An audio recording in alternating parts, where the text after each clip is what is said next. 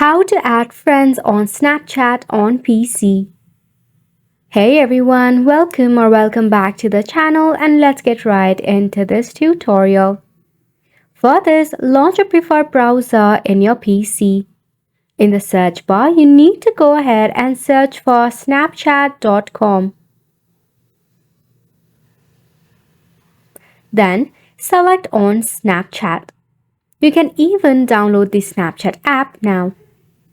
If you have not logged in into your Snapchat account, make sure to log in using your account credential.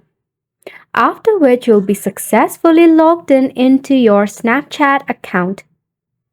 To add your friends on Snapchat, it is pretty simple.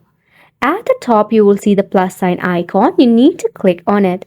Over here, you will find some of your latest requests, or if you want to add friends on your own, go ahead and type in their Snapchat username.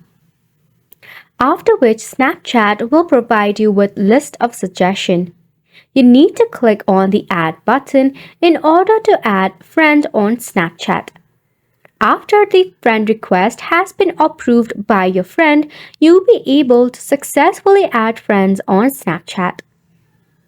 You have made it to the end of the video as well. Thank you so much for tuning in.